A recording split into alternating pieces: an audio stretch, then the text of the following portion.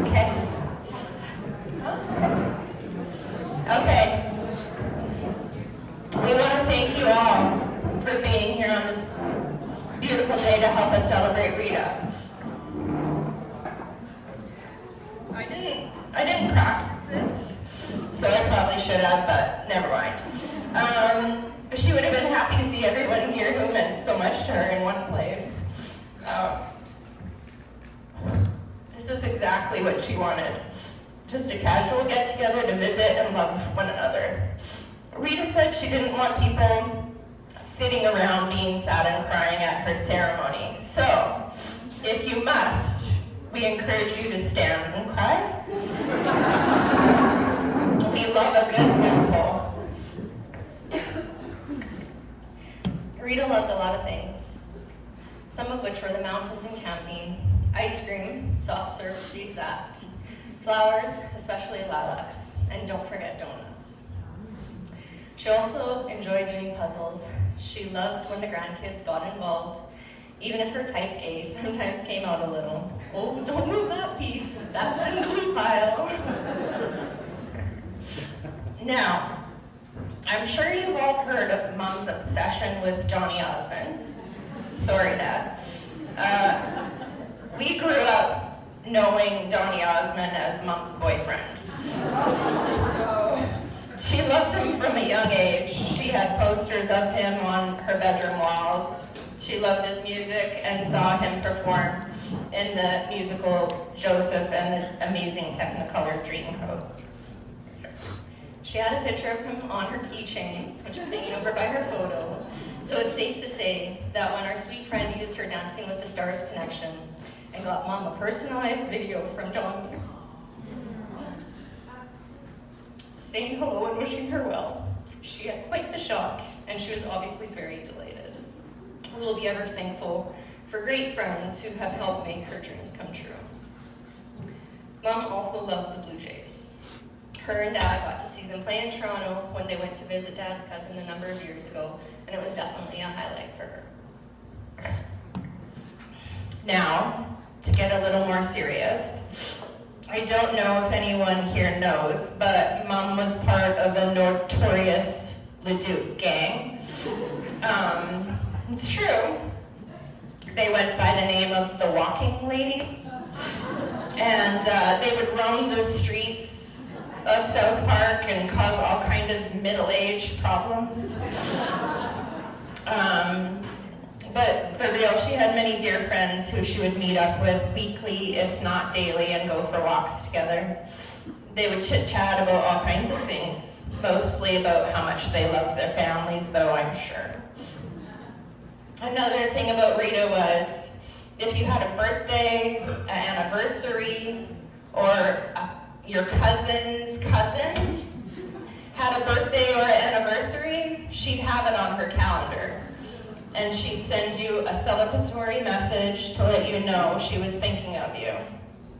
I turned 40 a few weeks ago, and I refused to acknowledge it because I did not get a birthday text or phone call from my mom, so it didn't happen. Rita always had a friendly face and a smile to share with everyone who came to her desk at the Leduc Registry's office, where she worked for 25 years. She loved working there. She enjoyed seeing all of our friends come in and renew their licenses and even pay those fines. She was all up on the town gossip.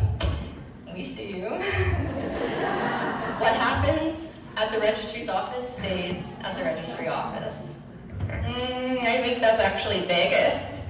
And speaking of which, she had many trips to Vegas with her friends and family. Her most recent trip, she had the absolute pleasure of taking my clumsy drunk ass when we went together to celebrate her niece Madison's 21st birthday. A great time was had by all, from what I can remember. If there was a beach, Mom would be there. She loved a good hot destination. Her and Dad went to Hawaii for their honeymoon and visited again many years later with friends. They also traveled to Cuba, the Dominican, Jamaica, and a favorite for her and Dad was Mexico, where they traveled with both family and friends, making memories we will all cherish.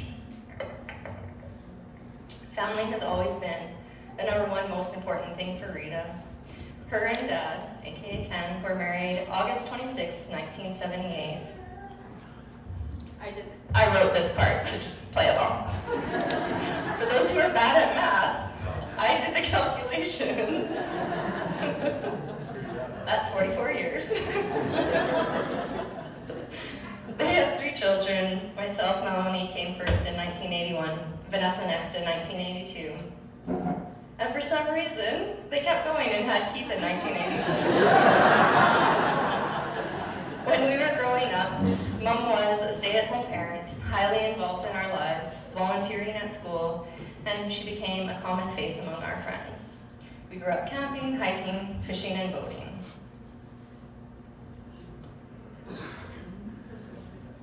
Many years later, Ken and Rita were blessed with 4 grandchildren. Yeah. Saoirse, Darian, Declan, and Ethan. Rita loved being a grandma from day one. Let me emphasize grandma. There was a very strong request that she not be called Baba. She said it made her feel old. Right, Baba? She would drop absolutely everything to be present for her grandchildren and was always one of their biggest cheerleaders. Needless to say, our mom was a very special lady, not only to family members, but to the many of friends who she made along the way.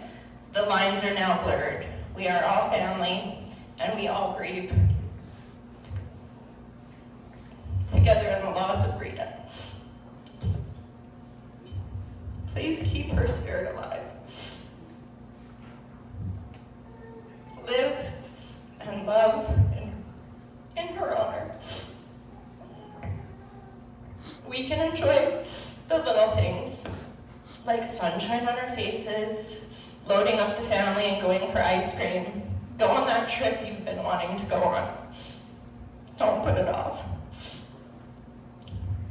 There is no better time than now. So please do something fun and think of her while you do it. Enjoy each day to the fullest and take care of yourselves as well as she took care of her children and grandchildren. Go for a long walk, notice the nature that surrounds you, the trees, the birds, the clouds. Rita loved it all. Thank you for coming. Thank you for loving our mom as much as she loved each one of you.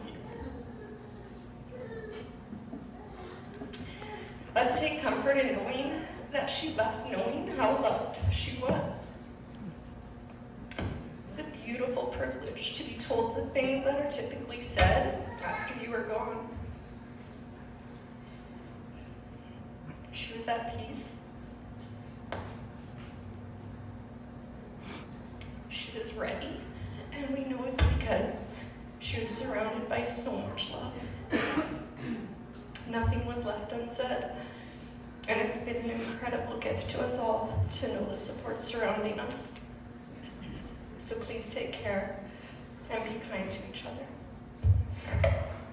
Please raise your drink and cheers to Rita. Cheers.